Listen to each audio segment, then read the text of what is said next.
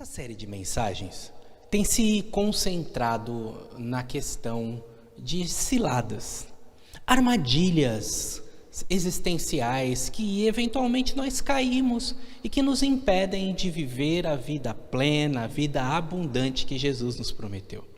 Acontece inclusive com os salvos, acontece inclusive com alguém que já teve uma experiência com o Senhor. Por isso, vou pensando a cada semana possibilidades, vou pensando a cada semana situações que podem roubar nossa alegria, roubar nossa paz, nos impedir de viver tudo aquilo que nós temos para viver. Hoje eu quero falar com você sobre o desamparo.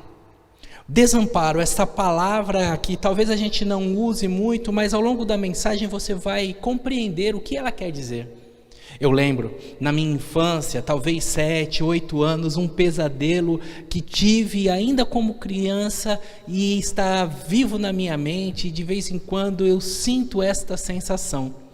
Um pesadelo de estar brincando no quintal de casa e ali no pátio, envolvido nas minhas atividades, de repente uma pessoa estranha veio, me raptou e me levou, e eu perdi o contato com a família, eu perdi o contato com tudo aquilo que era o meu mundo, fiquei de alguma maneira solto, de alguma maneira sem aqueles que me protegiam, sem aqueles que eu amava, que me serviam de referencial, perdendo o vínculo com a história, uma situação de ansiedade, de privação, um sentimento de incapacidade, um vazio, sentimentos, sensações horríveis, sensações que nesta oportunidade eu resumo para você com a palavra desamparo.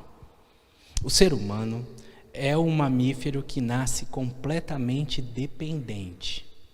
Um equino, por exemplo, um cavalo, com talvez minutos após ali o seu nascimento, ele já está correndo nos campos.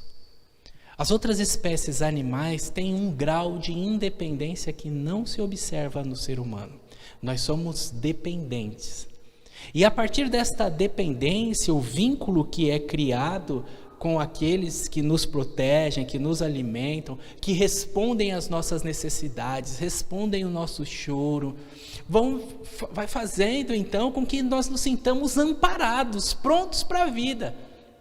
A grande questão é que a vida é feita de rupturas, e em cada uma dessas rupturas nós vamos nos sentindo desamparados. O sentimento de desamparado é um sentimento da vida e é um sentimento existencial. Quando o homem rompeu com Deus e perdeu o seu vínculo paterno e de Deus se escondeu, o desamparo começou a fazer parte da nossa vida, começou a fazer parte da nossa história, esse sentimento, essa sensação de que se está sozinho, de que se está abandonado, de que não se tem um socorro que se precisa. Desamparo.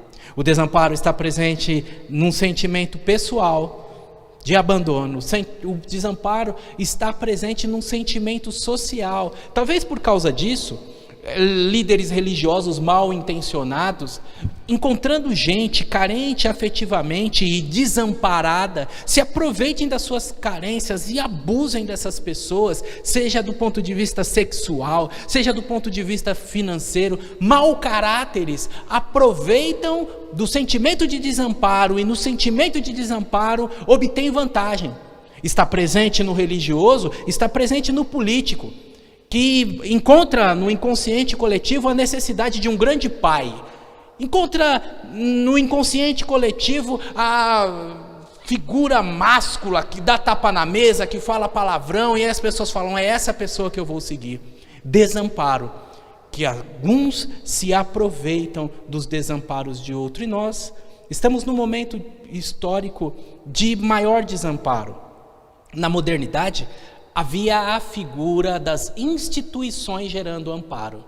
Na igreja estávamos protegidos, na sociedade estávamos protegidos, as instituições, até mesmo o mundo produtivo, o mundo empresarial representava um amparo. Eu vou fazer um curso de datilografia, prestar concurso no Banco do Brasil e eu estou garantido, estou amparado para sempre. Eu vou entrar, fazer Senai e entrar na Volkswagen, entrar na Ford e eu estou amparado e a minha vida está segura. E a nossa sociedade, você sabe, é a sociedade do desamparo. As instituições postas de lado, as situações que geram segurança colocadas de lado, as relações colocadas de lado. Afinal de contas, as pessoas inclusive separam no casamento com maior facilidade. Eu vou encontrar uma pessoa e essa pessoa, a minha vida caminhará com essa pessoa e eu estarei protegido, vou começar uma casa, uma família nova, um jeito novo.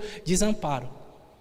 Já não há ninguém que nos dê segurança. E dentro desta realidade, da insegurança, e dentro da realidade desse vazio que nós podemos sentir e podem nos fazer sentir tão mal, temos a realidade de que Jesus, em sua encarnação, experimentou a sensação de desamparo e que Jesus se identifica conosco. Isaías disse, e ficou registrado nas páginas da Bíblia Sagrada, a fala de Deus em relação a Jesus, dizendo: por um breve tempo eu te abandonei, e com grande compaixão eu o receberei de volta. Jesus sentiu aquele tempo de afastamento e pôde bradar na cruz do Calvário: Deus meu, por que me desamparastes? Desamparo é o sentimento de vazio, de abandono, o sentimento de solidão, o sentimento de que não vou conseguir dar conta porque não tem quem me socorra, o desespero de ter que enfrentar as lutas sozinhos. Mas a Bíblia Sagrada traz para nós a verdade de que esse Deus que disse que num breve tempo me separei de você, em Isaías 57, versículos 7 e 8, ele traz para nós a verdade de que esse tempo foi breve, mas depois eu me juntei e eu receberei você de volta com grande alegria.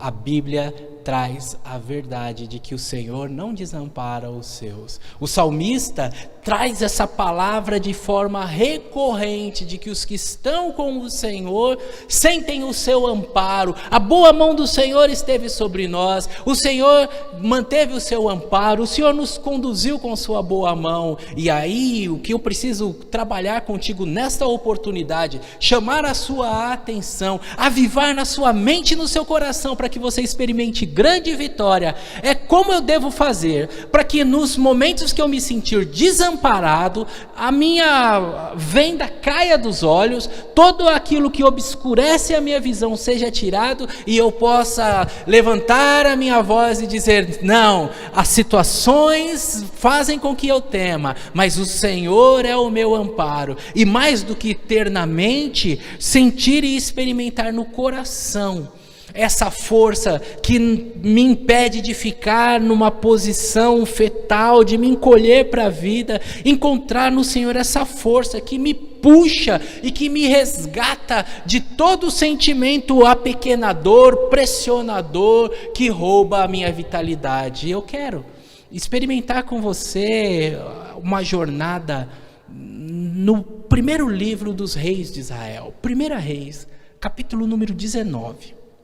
A história de um homem num momento de desamparo, que se sentiu como uma criança, que se sentiu como aquela criancinha abandonada pelos pais, sentiu medo, sentiu apavorado. E na leitura desse texto, você poder comigo encontrar verdades tão significativas para nós e tão transformadoras. O texto começa dizendo assim: Acabe fez saber a Jezabel tudo que Elias havia feito e como matara todos os profetas à espada. Então Jezabel mandou mensageiros até Elias para que dissessem assim a Elias: façam-me os deuses como lhes aprouver, se amanhã a esta hora eu não fizer com você a mesma coisa que você fez com os meus profetas. Com medo, Elias levantou-se para salvar a sua própria vida. E ele se foi. Ele chegou à cidade de Berseba, que pertence a Judá, e ali deixou o seu moço. Ele mesmo, porém, se foi ao deserto pelo caminho de um dia e veio e se assentou debaixo de um pé de zimbro e pediu para si a morte e disse: basta, toma agora, Senhor, a minha vida, toma minha alma, pois eu não sou melhor do que os meus pais. Deitou-se, dormiu debaixo do pé de zimbro, e eis que um anjo tocou-lhe e lhe disse: levanta e come. Olhou ele e viu, junto à cabeceira, um pão cozido sobre pedras em brasas e uma botija de água. Comeu, bebeu e voltou a dormir. O anjo voltou uma segunda vez, tocou a ele novamente e disse assim: levanta e come, porque o caminho te será sobremodo longo. Levantou-se, pois, comeu, bebeu, e com a força daquela comida caminhou 40 dias e 40 noites até Horebe, ao monte de Deus. Ali, Elias entrou numa caverna, onde passou a noite. Eis que lhe veio a palavra do Senhor e lhe disse: o que você faz aqui, Elias? Ele respondeu: Senhor, eu tenho sido zeloso pelo Senhor, ó Deus dos exércitos, porque os filhos de Israel deixaram a tua aliança, derrubaram os teus altares e mataram os teus profetas à espada. Só fiquei eu, e agora eles procuram tirar minha vida. Então Deus disse assim para ele: sai, põe-te neste monte perante o Senhor. Ele fez assim, e eis que passava o Senhor, e um grande e forte vento fendia os montes e despedaçava as penhas diante do Senhor. Porém, o Senhor não estava no vento. Depois do vento, um terremoto. Mas o Senhor não estava no terremoto. Depois do terremoto, um fogo. Mas o Senhor não estava no fogo. E depois do fogo, um cicio tranquilo e suave. Ouvindo Elias, envolveu o rosto no seu manto e saindo pôs-se à entrada da caverna. E eis que lhe veio uma voz que lhe disse: o que fazes aqui, Elias? E ele respondeu: Senhor, eu tenho sido em extremo zeloso pelo Senhor, Deus dos exércitos, porque os filhos de Israel deixaram a tua aliança, derrubaram os teus altares, mataram os teus profetas à espada, e eu fiquei só, e agora eles procuram tirar a minha vida.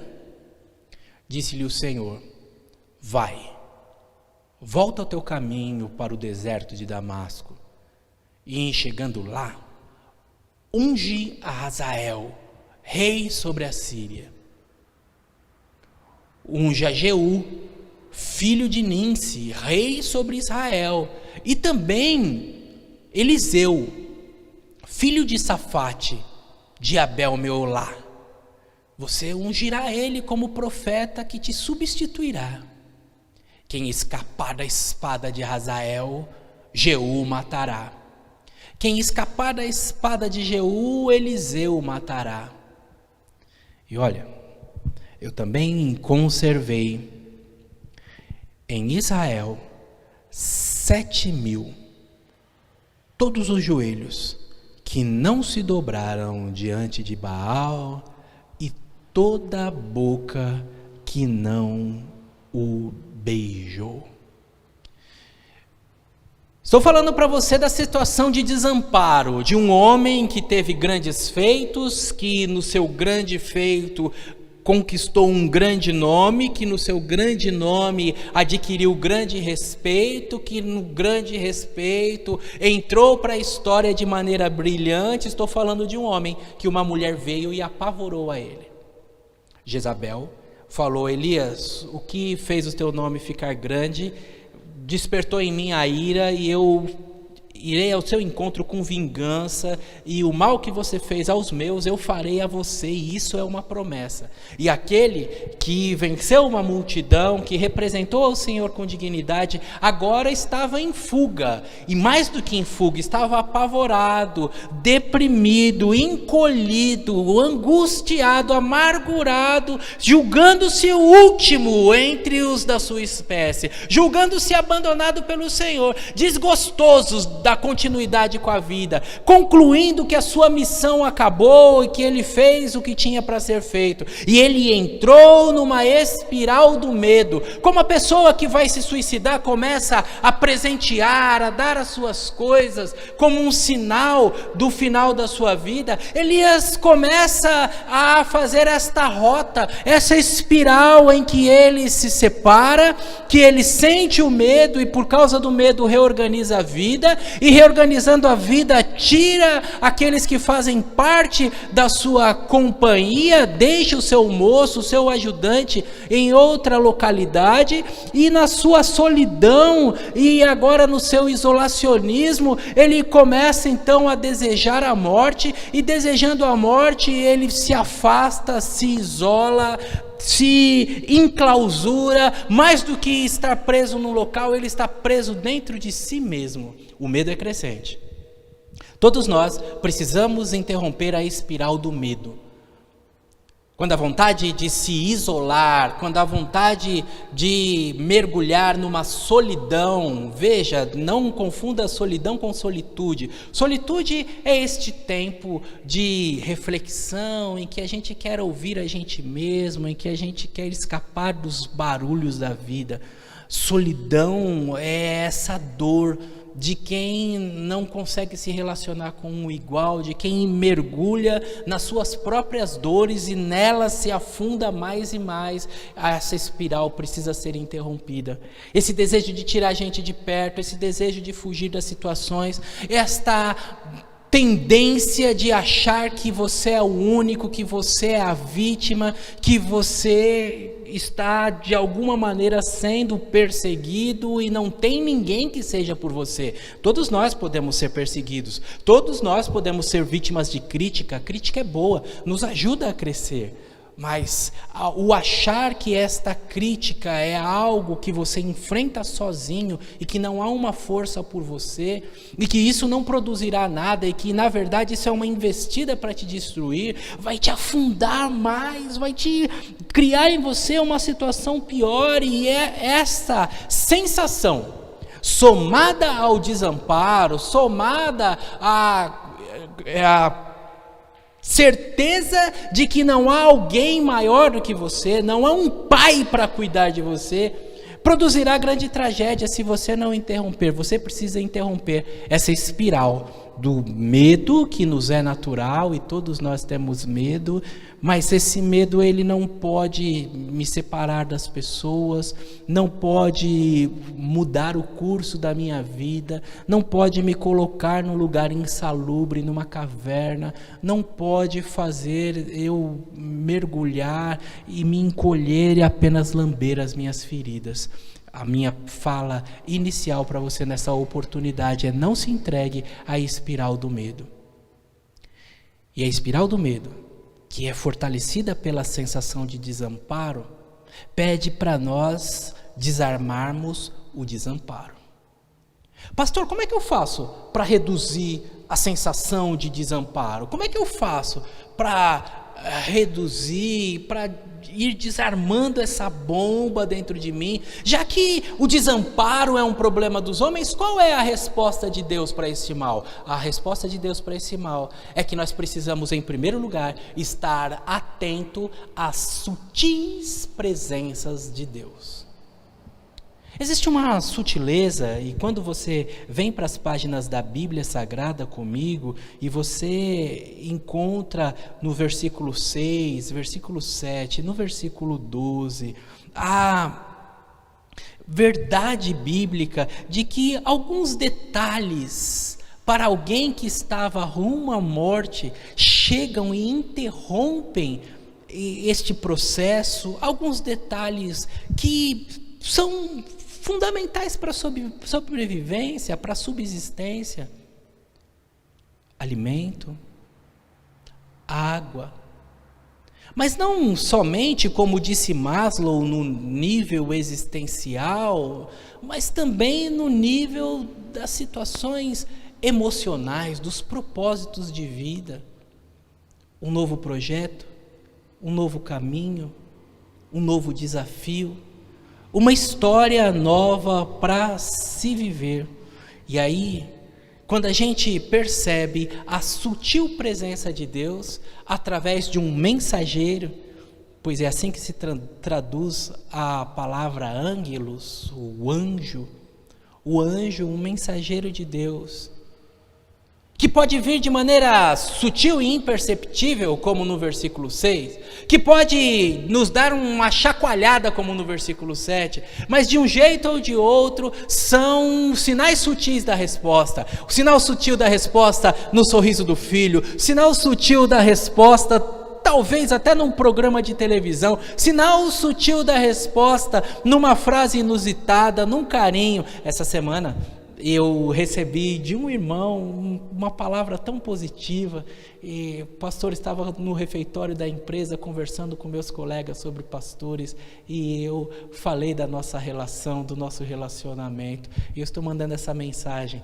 para te dar um bom dia e para agradecer a Deus pela sua vida. Uma resposta de Deus num dia de tristeza, num dia de desamparo, em que me sentia só, que me sentia perdido. Deus, através do WhatsApp, manda um sinal sutil. Deus tem dado sinais sutis no canto de uma ave, no brilho do sol. Deus tem dado sinais sutis no sorriso da criança, na canção, no amor de alguém que está próximo. Deus tem dado sinais sutis e nós não podemos desprezar esses sinais.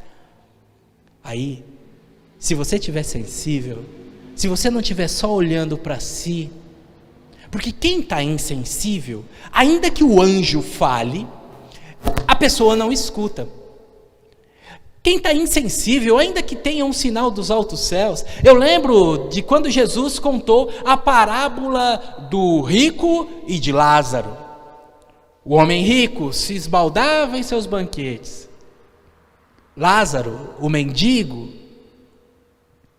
estava à escadaria, e naquela escadaria os cachorros lambiam as suas feridas. Mas num dia, por essas coincidências da vida, ambos morreram. O rico e o mendigo no mesmo dia morreram. O rico foi para um local de tormento, e o mendigo, por sua vez, foi direto para o seio de Abraão, onde foi acolhido com pompas e circunstâncias e ficou livre de toda a sua dor e de todo o seu sofrimento. O rico, porque estava no local de sofrimento, e para provar que merecia estar no seu local de sofrimento, ele confirmou a sua condição de rico, de arrogante, de prepotente, de alguém que não vê o próximo como irmão. Não que todos os ricos sejam assim, aliás, alguns pobres são assim. A arrogância não é o critério, mas estamos usando de um símbolo que fica comprovado na fala daquele homem em meio aos tormentos, dizendo: eu não aguento essa situação que eu estou vivendo aqui. Pai Abraão, manda o Lázaro vir me servir aqui. Como se fora um garçom, como se ainda estivesse devendo favores a ele para ter uma migalha de pão, quando no céu há abundância, e ali aquele homem que sofreu a situação terrena pelos méritos de Cristo Jesus estava no local de gozo celestial. E a resposta que aquele homem arrogante recebeu, confirmando a sua condição, disse: não, existe um abismo colocado entre vocês. Quem está aqui não passa para lá, e quem está lá não passa para cá. Então, aquele homem rico, começando a cair em si, percebendo a dureza do seu momento, percebendo o peso da situação que arrastaria ao longo da eternidade, disse: então, por favor, mande que alguém avise, por favor. Avisa os meus irmãos para ele não vir para esse lugar. Me deixa eu voltar para avisar eles. E a resposta, irmãos, a resposta foi: os seus irmãos têm a lei e os profetas. Os teus irmãos têm a mensagem que está sendo proclamada pelos vivos. Porque se voltar um morto, isso não vai adiantar nada para o coração endurecido deles. O coração endurecido deles só vai fazer uma festa. Rapaz, você ressuscitou, vamos dar um baile aqui, dar um banquete. O coração endurecido, não importa o sinal que seja dado. Ainda que alguém volte de entre os mortos, se o coração estiver endurecido, por mais forte, por mais impactante que seja o sinal, um coração insensível não perceberá este sinal estrondoso. Ainda que seja fogo, ainda que seja um terremoto, ainda que seja um vendaval, mas se o seu coração estiver sensível, aí você não vai se sentir sem pai, você não vai se sentir órfão, você saberá que o Deus que faz com que o solitário viva em família, assiste a sua vida, tem a mão estendida para te resgatar, e quer te incluir, e quer ser chamado de seu Pai. Foi essa a oração que Jesus ensinou. Pai nosso. A vinda de Jesus é para que nós tenhamos a sensibilidade despertada e sejamos incluídos agora numa família, não num sistema, não num movimento, não num empreendimento. A igreja tem que crescer, não num movimento, os evangélicos são melhores, não, vamos fazer marcha, vamos provar, vamos fazer jejum para mostrar que a gente tem influência no país e nós compomos um eleitorado. Não é um movimento, é um relacionamento. Entra no silêncio do teu quarto e fala com o teu Pai, nos méritos de Cristo Jesus, Pai nosso que está no céu. Relacionamento. Só pode orar quem chama a Deus de Pai. E quando a gente fica sensível para esta relação de parentesco, e quando o nosso coração é tocado para a realidade que a nossa natureza foi transformada, e até o sangue de Jesus derramado sobre nós, nos deu a natureza de Deus, e agora nós temos a linguagem de Deus, os sinais sutis nos são relevantes. Quem vem e me serve é anjo de Deus. Quem me incentiva é anjo de Deus. Quem demonstra e sinaliza algumas situações que eu tenho na frente para viver é anjo de Deus. Levanta e come, disse o anjo no versículo 6. Levanta e se fortalece, porque vai ser exigido de você, ele disse no versículo número 7. Nossa situação de desamparo, o nosso sentimento de que estamos sozinhos, ele se dissolve à medida que nós vemos os sutis sinais de Deus. Sutis sinais da presença de Deus estão acontecendo na sua vida. E olha, quando você olhar os sinais sutis e falar glória a Deus, Deus está comigo, você não se sentirá mais desamparado. Um sopro suave despertará em você temor, e você cobrirá a sua cabeça, como nós encontramos aqui na Bíblia Sagrada, no versículo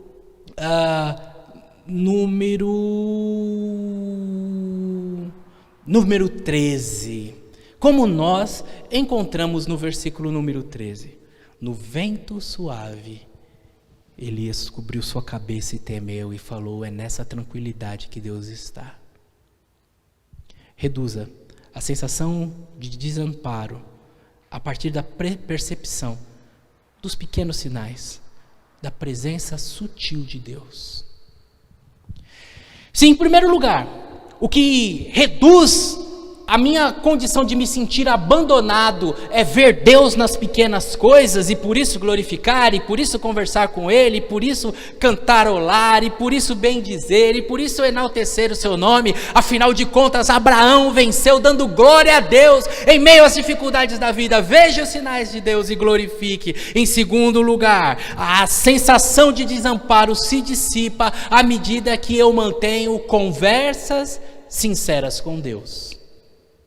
Ainda que não sejam verdadeiras, o livro de Salmos tem muitas conversas com Deus. E muitas delas estão em termos que Deus não aprova. Ou seja, quem escreveu o Salmo, escreveu a verdade do seu sentimento. Senhor, esmaga o meu inimigo contra a rocha, pega os bebês daquele vilarejo e despedaça. Era a verdade do sentimento do salmista. Deus não aprova isso, mas Deus aprova a verdade do sentimento, porque é a partir da verdade do seu sentimento em que Deus, olhando a sua verdade, vai te dar um choque, ressignificar e te ajudar a perceber a verdadeira verdade. E a velha canção que nós cantávamos dizia assim: eu estava a fim de saber a verdadeira verdade, eu estava a fim de saber, e para saber a verdadeira verdade, nós precisamos ter conversas sinceras com Deus. Versículo número 10. Com muita tranquilidade, o Elias diz o que ele sente. Senhor, eu tenho sido zeloso. Senhor, eu estou cuidando das suas coisas.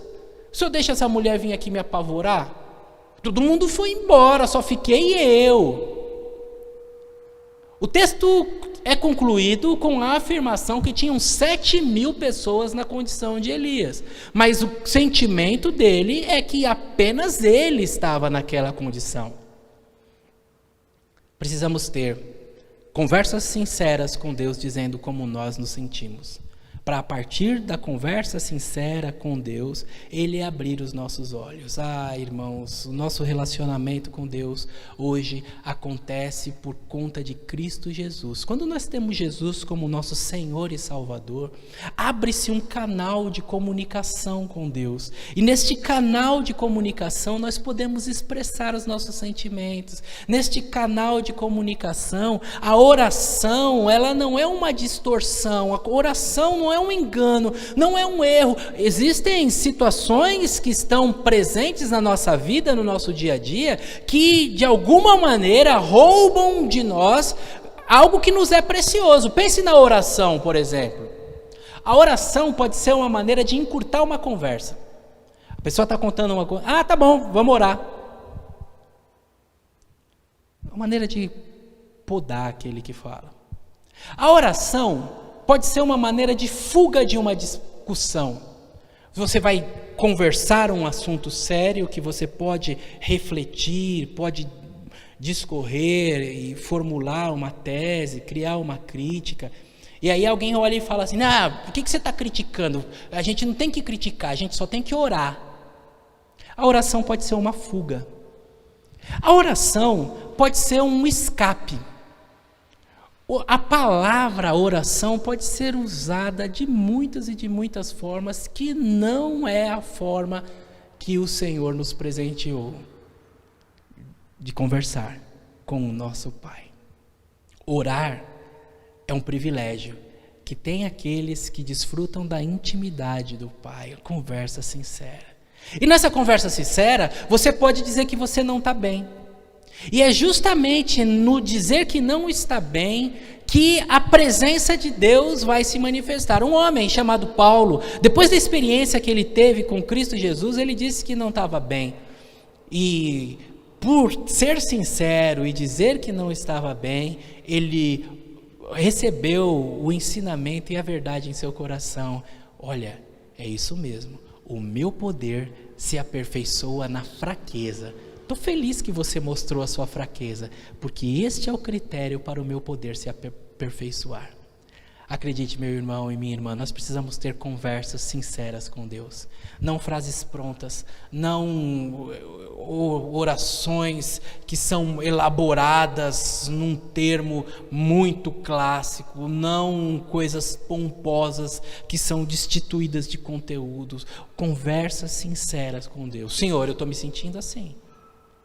E na conversa sincera com Deus, você vai se sentir ouvido. Na conversa sincera com Deus, o desamparo vai se dissipar, porque você vai se sentir amparado na sua fraqueza. É em nossa fraqueza que Deus nos ampara.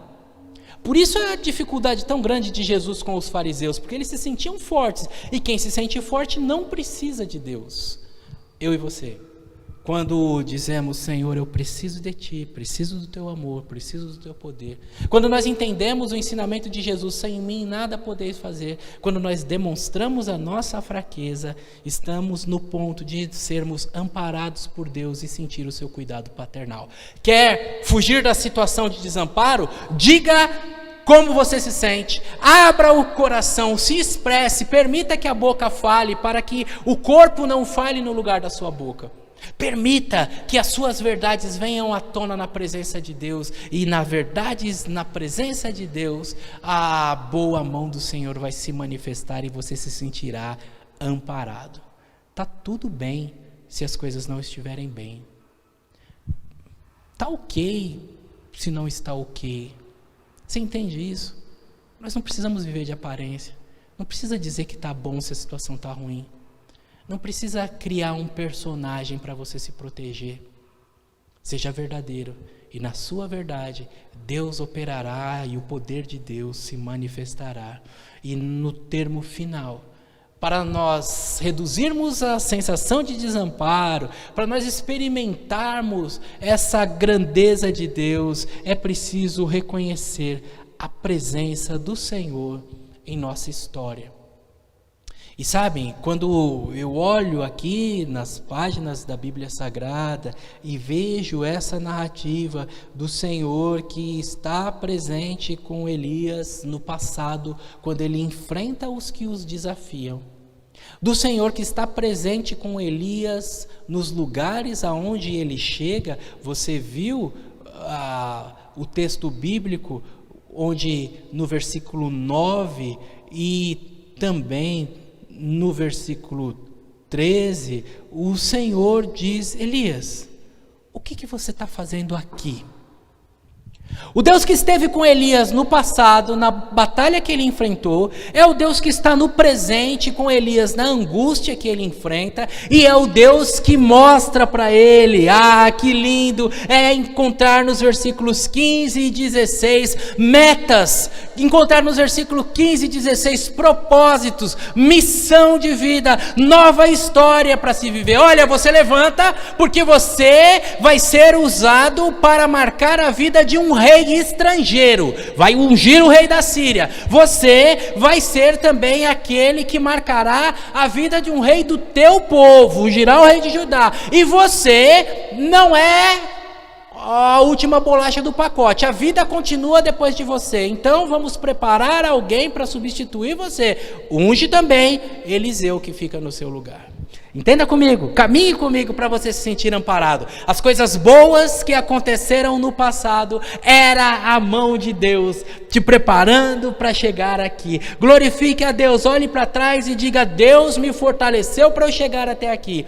As coisas que se está vivendo no presente, são portas que nos abrem um novo canal de comunicação, novas experiências, nova voz de Deus para a nossa jornada. Deus está no seu presente, acredite nesta verdade, e é neste presente que Ele te apontará um futuro para coisas que Ele quer fazer, histórias que Ele quer viver, situações que Ele quer transformar a partir da instrumentalidade da sua vida. Esse Jesus que disse, sem mim nada podeis fazer, é o mesmo Jesus que atuou na vida do apóstolo, a ponto dele dizer, tudo posso suportar naquele que me fortalece. Eu e você temos sim o amparo do Senhor que nos protegeu lá, que está presente conosco aqui e que nos conduzirá para os lugares aonde Ele quer chegar. O desamparo é uma característica humana, um sentimento de abandono, de que serei privado da minha necessidade básica, que eu vou ficar no meio do caminho, cadê minha mãe? Desamparo é um sentimento humano que é corrigido pela presença de Deus. Hebreus capítulo 13, versículo 5. A Bíblia traz a maravilhosa promessa: não te deixarei e não te desampararei. O Senhor está pronto para acolher aqueles que dizem: Pai, através de Jesus eu quero ser seu filho. Através de Jesus eu entrego a minha vida a Ti, para eu ter um canal de comunicação aberto contigo, para não ficar mais encolhido, para enfrentar a vida, para reverter os quadros, para viver o futuro que o Senhor tem para mim. Que esse Deus, com a sua boa mão, com a verdade de que Ele não desampara os seus, entre na tua vida, transforme a sua história e te dê condições de viver fortes experiências com Ele mesmo. Que Deus te abençoe e te conceda uma semana de alegria e de paz.